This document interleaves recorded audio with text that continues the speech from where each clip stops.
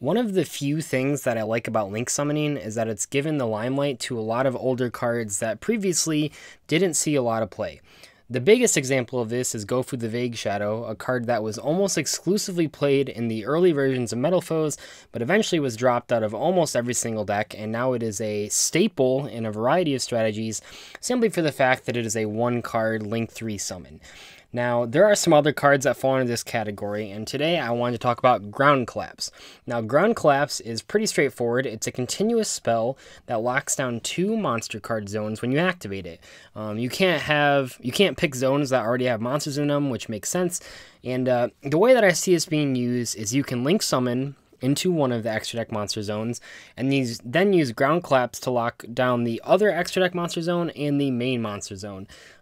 It's basically just a continuous spell version of Vanishing's Emptiness that is currently unlimited, and I see this card soon being banned for this reason, just because your opponent basically has to have an MST or a Twin Twisters to out this, otherwise they just can't special summon from the extra deck for the entire game, and that's a little unfair.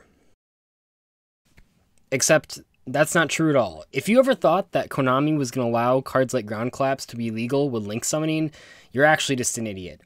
Konami released a list of cards that were recently errataed with the advent of Code of the Duelist, and Ground Collapse obviously is on that list, as well as a bunch of other cards that mention monster zones. Almost all of them have pretty straightforward erratas. Anytime a card said monster zone, it now says main monster zone. This clears up a whole bunch of potentially really annoying rulings that would have been asked, and more importantly, it prevents cards from like Ground Collapse being just immediately the most overpowered thing in the game. And this reminds me of when there was that rumor going around that people thought that Konami would make the game everyone start with 10,000 life points, and then people swarmed to Ancient Leaf because they thought that would be like allowed. Like, clearly Konami isn't going to make ridiculous mechanic changes and then not think about the cards that they're affecting. And no, Ground Collapse never had any ounce of opportunity to be able to just Vanity's Emptiness to your opponent.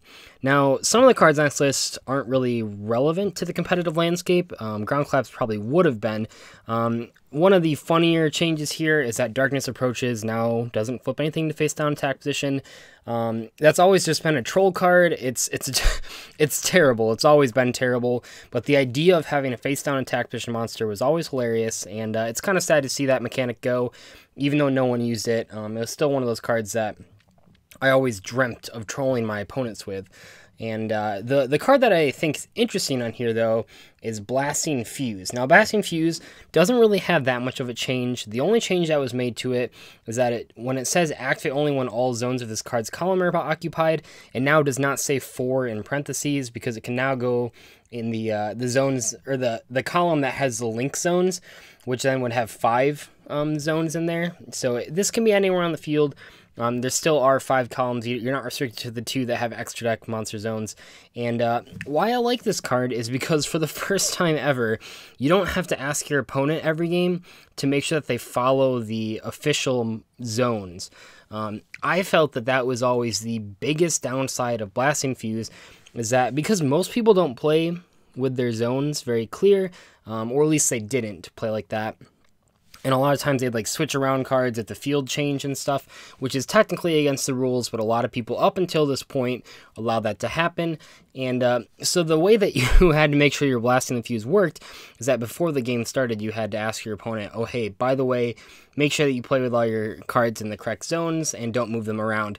And that immediately is a telegraph to your opponent saying that you're playing Blasting Fuse. Now, there could be an argument made for that you were playing some other cards that deal with zones, but the fact of the matter is there were no other good cards that dealt with zones. And Blasting Fuse isn't like overpowered or anything, but all the other cards were just like pure garbage, so this was definitely the first one that your opponent would go to if they knew it exists. But now the fact that you don't have to ask your opponent to follow the zones makes this card a lot more threatening. Now, I don't think it's overpowered still, but I do think it's semi-playable. One of the easiest ways to play this card is by link summoning into either of the extra deck monster zones, and then putting this card in the column that you didn't link summon to, because your opponent's almost certainly going to put a monster in that extra deck monster zone, as well as probably a monster right behind it. You can obviously control if you put a monster in that.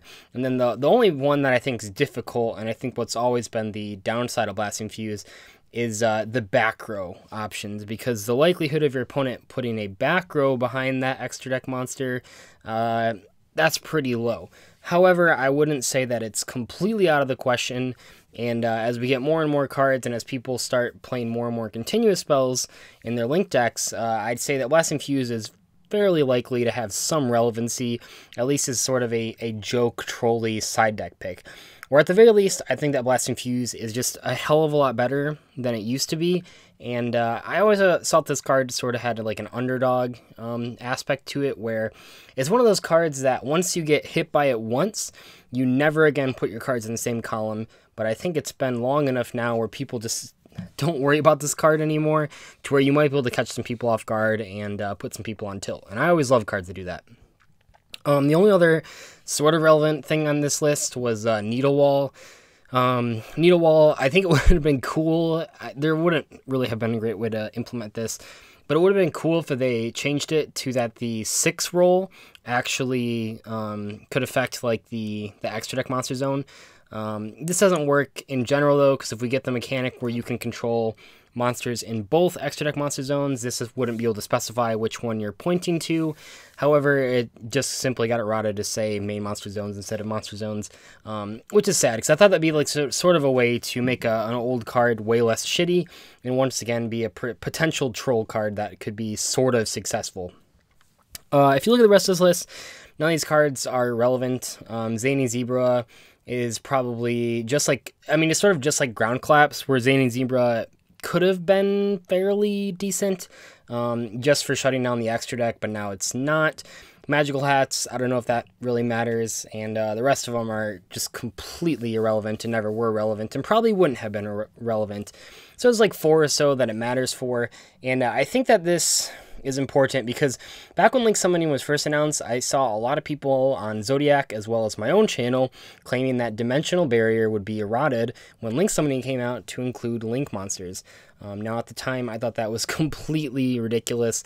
I thought it was just like Grisali Prison, or however the fuck you pronounce that card, where Konami usually doesn't update cards to hurt the new mechanic. There'd be no reason for D-Barrier to be updated. I know it is getting reprinted here, but it just would have been completely ridiculous to make a card that wasn't designed to stop Link Summoning.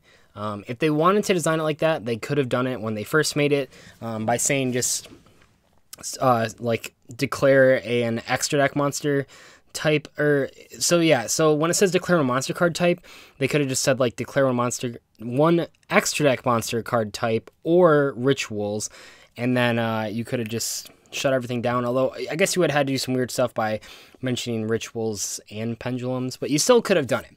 It could have been done in a way like Stratos. I know at this point, many of you are probably aware that Stratos can search any hero monster, although I don't know if that's been relevant for a lot of you, because many of you probably haven't been playing the game as long as Stratos has been around. But there was a time, believe it or not, that Stratos only searched elemental heroes and destiny heroes. And then when we got evil heroes, I don't know why I said that weird. When we got evil heroes, they had to errata it to then include evil heroes. And then eventually they were just like, holy crap, can we just like put hero in this card's text? We have to stop clarifying with like half a paragraph which type of hero cards it can add. And that made a world of difference. And that was probably one of the most frequently errated cards I remember back then, just because every time that they released a new hero sub-archetype, they had to update it, and that just seemed ridiculous. That's not the case like Dimensional Barrier, and I don't think any cards that we get, I mean, I'm sure that we'll eventually get a card that stops Link Summoning in a way that like Dimensional Barrier does, or maybe like a Solemn Strike specifically for Link monsters, and I wouldn't expect it to be updated by the time we get a new mechanic. Now, I'd also mention that I really hope the new mechanic is not a monster mechanic, and I hope it's literally anything else. I think we could use something besides monsters, although I realize that's probably way too wishful thinking, because I think they've pretty much just locked themselves into always updating us on monsters.